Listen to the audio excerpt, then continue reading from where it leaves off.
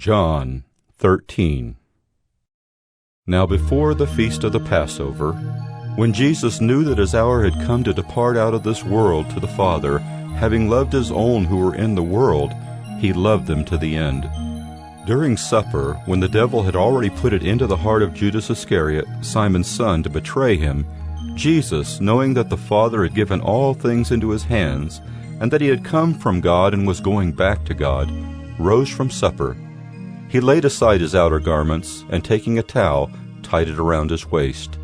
Then he poured water into a basin and began to wash the disciples' feet and to wipe them with the towel that was wrapped around him.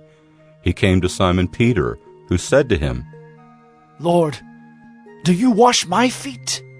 Jesus answered him, "What I am doing you do not understand now, but afterward you will understand." Peter said to him, "You shall never wash my feet." Jesus answered him, "If I do not wash you, you have no share with me." Simon Peter said to him, "Lord, not my feet only, but also my hands and my head." Jesus said to him, "The one who is bathed does not need to wash except for his feet, but is completely clean. And you are clean, but not every one of you." For he knew who was to betray him.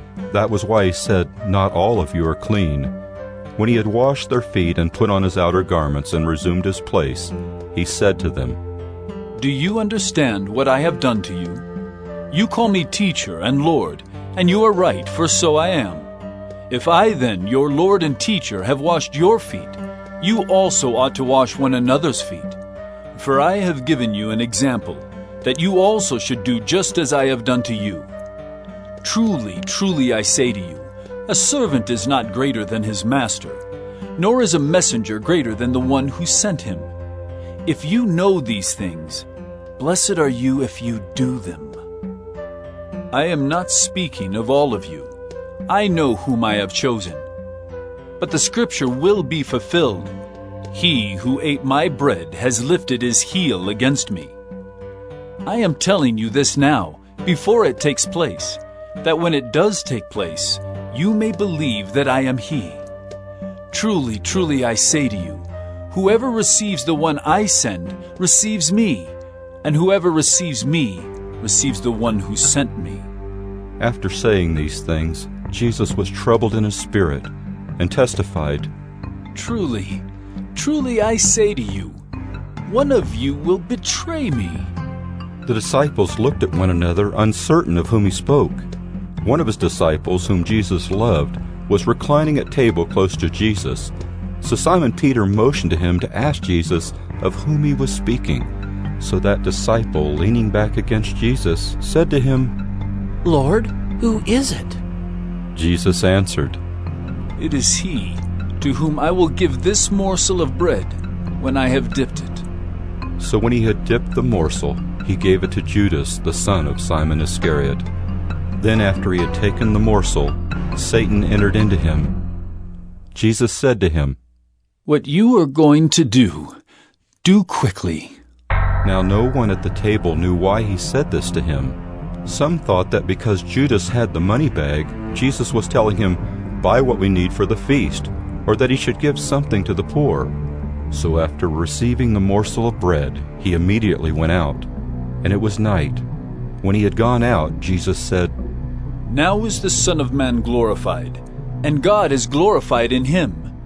If God is glorified in him, God will also glorify him in himself, and glorify him at once.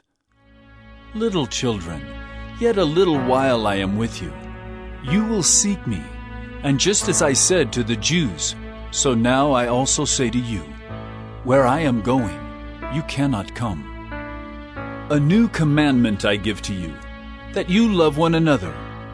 Just as I have loved you, you also are to love one another.